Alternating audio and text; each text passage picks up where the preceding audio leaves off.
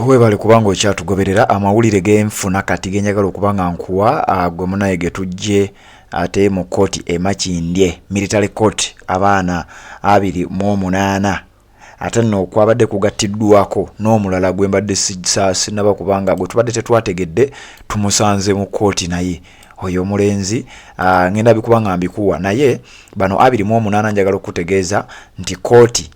tebatadde nga bannayuganda bwe babadde basuubira era wabaddewo embeera ey'ensasagge nkakasa okubanga woli wosinza okubanga wolabira Red Zone TV embeera eno oyinza okubanga ogirabyeko basoose kugoba bannamawulire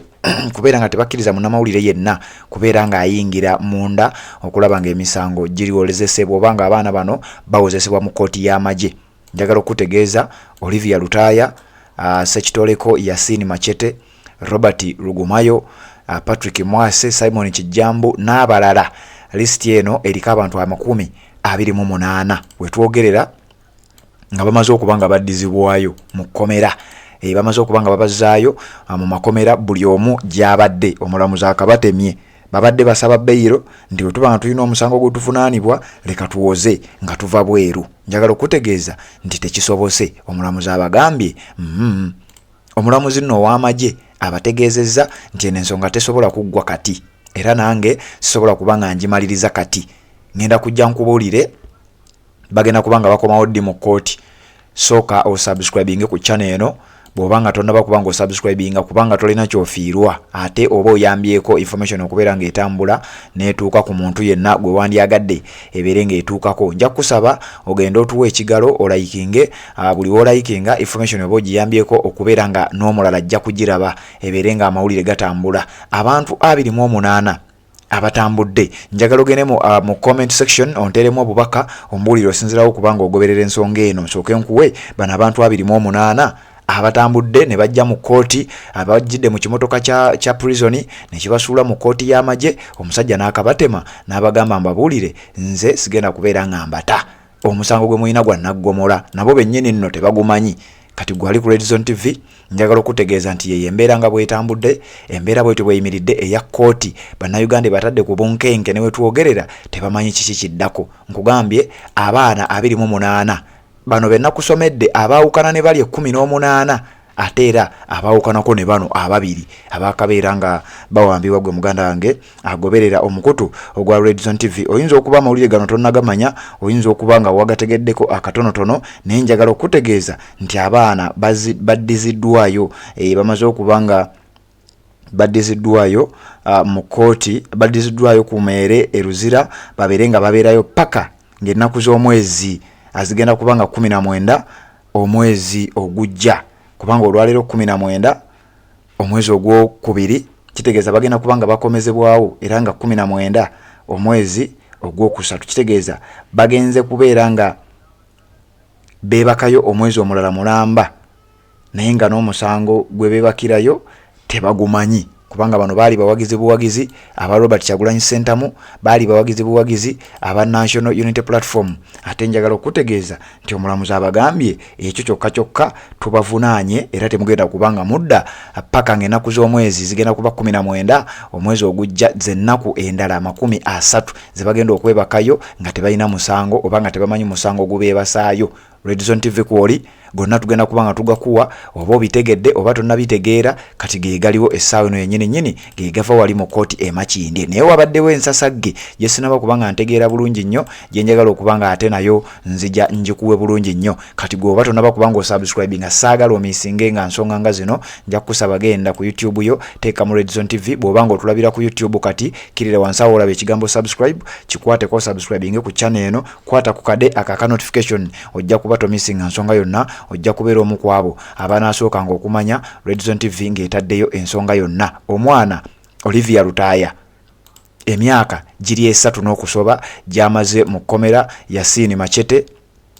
n'abantu abalala bonna abadde baleeteddwa mu kkooti olunaku olwaleero nga bambi balowooza banaaweebwa bail babeere kuba kuwoza bawoze nga bava bweru oba seekyo babeere nga baggibwako emisango kubanga bo bagamba tegiriiwo naye nga wetwogerera omulamuzi Akabatemi abagambye mujja kukomawo wano ng'ennaku z'omwezi 19 omwezi ogwokusatu z'ennaku endala 30 mugira mubeerayo temunteekako kajanja muwagira wano Robert Kyagulanyi Ssentamu nga Museveni temumuwagira mugira mubeerayo ennaku endala 30 bw'atyo bw'abagambye kati wano ku Red Zone TV tuba tulina okubeera nga ate tujja tukuwe amawulire gano naawe obeera omu ku abo abanaasooka ng'okumanya Red Zone TV nga etaddeyo ensonga ez'enjawulo obeere ng'obeera omu ku abo abasooka okugamanya kati ababadde bamanyi omusajja ono ababadde bamanyi omuvubuka oyo gwe bayita Muwanga Owen nja kutegeeza nti Muwanga Owen ate ye mujjukira omuvubuka gwe baawamba ennaku z'omwezi zaali 25 ng'ava ku kitebe kya National Unity Platform Makerere Kavule nga bamuwambira mu mmotoka ekika kya drone yali nkadde ng'eri namba UAL 1019V nagikugambyeko nkakasanga agamawulire mugajjukira twagabawa bulungi nnyo yali ava kulaba documentary ya Bobi Wine the People's President drone eyo nemusanga ku Northern Bypass nebanga emulyawo nga wetwogerera abadde atambudde ennaku 25 nga teri amanyi we bamutwala teri amanyi kiki muliko era teri amanyi na nsonga yamuwambisa kakati njagala okutegeeza nti oluvannyuma lw'ennaku ezo 25 nga bamutadde emikono gye gitalimira nga bamusibye yali mabega wa mitayimbwa njagala okutegeeza nti abasajja baayise ekiragiro mutuwe omuntu waffe Muwanga Owen Martin njagala okutegeeza nti naye asimbiddwa mu maaso g'omulamuzi olunaku olwaleero military court olunaku olwaleero era naye ayina balooya be naye bano abasajja kye bakoze bamuleese mu kkooti nga balooya be tebategedde ekintu ekitakkirizibwa mu mateeka njagala okutegeeza gwe atugoberera ku Red Zone TV bambi Muwanga Martin oyo gwolaba ku screen yo Muwanga Owen Martin bamulese mu kkooti ng'omulamuzi nga looya we tategedde era ne bamulimandinga ekitalya ne bamuzzaayo ekitalya naye nga bamuvunaanya eki bamugambye mbu ye ekimuvunaanibwa mbu ayina ebimu ku byambalo oba ebintu ebyefaananyiriza eby'amagye era statement yabadde bweti CIV Councillor LC5 Muwanga Martin on 26th day of January 2024 while at Babazizzaayo Kkomera Town Council in Wakiso District was found in an unlawful possession of military body armor which is a gazetted defense force store mbu bamusanga n'ekyambalo tosanga kiri bulletproof mujjukire we bamuwamba yamala wiiki namba nga teri amanyi wa gyali wabula kye bakola bagende makage ne bagaaza ne bakebera ku enju ne bajaaza yonna kati mbu bo bagamba mbu basangayo kye bayise military body armor ndoze ekyambalo ekiri bulletproof nga wonabeera ne ka bulletproof jacket nabo ekintu ekyefaananiza bwe kityo kati njagala okutegeeza nti bamutadde mu maaso g'omulamuzi olunaku olwaleero naye mu mbeera etakkirizibwa mu mateeka kubanga bamuleese looya we tamanyi naye nga naye yandibanga agenda kugendera ku lisiti y'abano kubanga naye kibaddewo olwaleero oluvannyuma lw'ennaku 25 ng'awambiddwa embeera yeeyo Red Zone TV kwoli buli agavaayo ogenda gafuna gwe kasitooba nga okkiriza okubeera ng'osubscribinga ku channel eno obeere ng'otambula naffe nyongera okujjukiza gwe yandyetaze okuba ng'otusupportingako mu nsonga ez'okuzimba oyagala tukuzimbire ekizimbe eky'omulembe oyagala tukuzimbire ekizimbe ekiri ku mulembe omutebi ekinyirira ekyakabi ate nga kiri modern era tukola ne finishing nga bw'okiraba modern finishing and molding tukolera ebintu eby'omulembe nga tuvudde mu gano ensonga za updates ensonga za struggle tuyina emirimu emirala gye tukola gyegyo osobola otuwagira ne tukuzimbira ekizimbe kyo bw'okibanga wakizimba ne kibaako wekikoma nga weetaga finishing tumukolera ensonga zonna oba oyagala kukolera ceiling ziri ez'omutawaana ennyo eziri ku mulembe z'obadde owulira obuwulizi oba z'olaba mu mawulire oba z'olaba ku bifaananyi ffe tuzikudizayiningira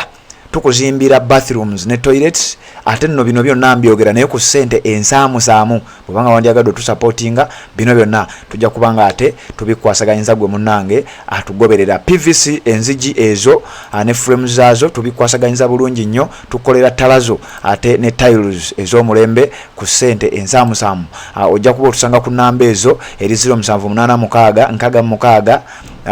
nkaaga 69 0786 ne WhatsApp eri 0758372517 nga bw'oziraba nzitadde wansi awo ensonga tujja kuba tuzikwasaganyiza bulungi nnyo embeera ey'abaana abaleeteddwa mu kkooti olunaku olwaleero nkugambye baddiziddwayo